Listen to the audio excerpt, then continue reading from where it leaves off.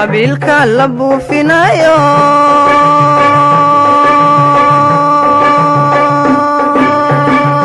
asaagan ku beegsan mayne waxbartaan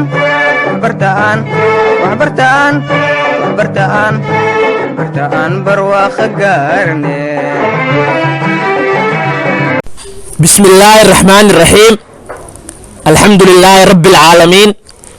والصلاة والسلام على أشرف الأنبياء والمرسلين أما بعد السلام عليكم ورحمة الله وبركاته سلام كدب مركز كسو دواد مقالة يتحناها أها يعني هل كان كسو باين جرني كسو بسنة مادة إنجليز قالهان جريد كسديدات مقال كان وحنكب بلها بأن يونت كافراد charity weliba questionska ku qoran page-ka kontonaad su'aalaha waxay leeyihiin marka answer ka jawaab the following questions su'aalaha soo socdo careful si taxadar leh ugu jawaab su'aasha ugu horeyso mention magacaaw ama baxus 5 harmful things shan shay oo waxyeelo leh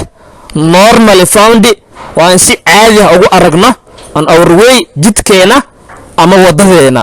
jawaabta waxay noqonaysaa marka 5 harmful things shan shay ama shan waxyaabood oo dhibaato leh normally found waan si caadi ah ugu aragno on our way jidkeena ama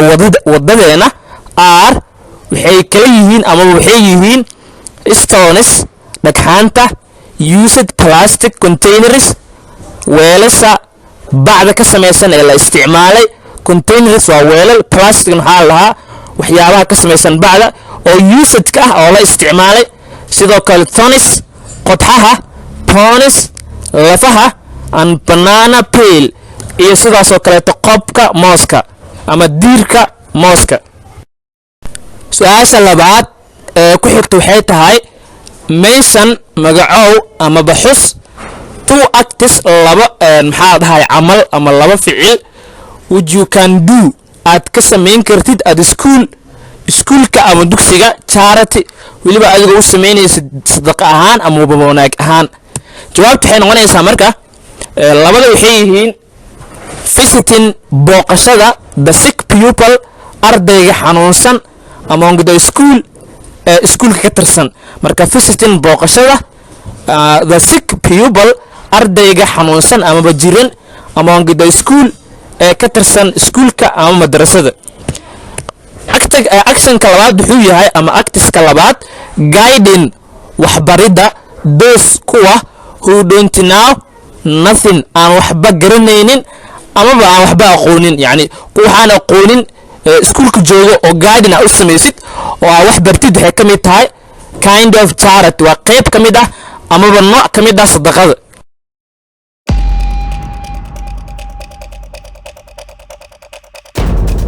su'aasha u dambaysa ee saddexaad dabcan questionskan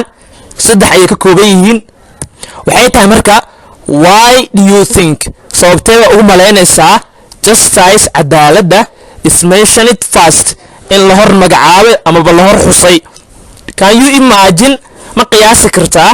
what should happen waxa dhici lahaa in the absence of justice cadaalad la'aan ama la'aanta cadaalad jawaabtu maxay noqonaysaa marka because sababtoo ah charity sadaqada is exercising waa ka shaqaynta justice cadaaladayn between u dhaxayso two people laba qof and in the absence of justice la'aanta cadaaladna ama cadaalad daraduna most of the people dadka intiisa badan would suffer waxay ka caban lahaayeen amaba ka sheegan lahaayeen inequality sinaan la'aan unfair cadaalad daro operation dulmi and so on iyo wixii la mid ah halkaas ayay kusoo dhammaadeen questionskii ku qornaa page-ka kontonaad ee saddexda ka koobnaa waana bilowga unitka afraad ee charity haddii marka ay tahay markii ugu horreysay aad soo booqato janaalka waxaa kaa dalbanaya inaad nagu soo biirto haddii hore aad nagu soo biirtayna inaad muuqaalka like saarto sheerna garayso si asxaab fara badan oo muuqaalka u gaaro waa maasan tahay السلام عليكم ورحمة الله وبركاته.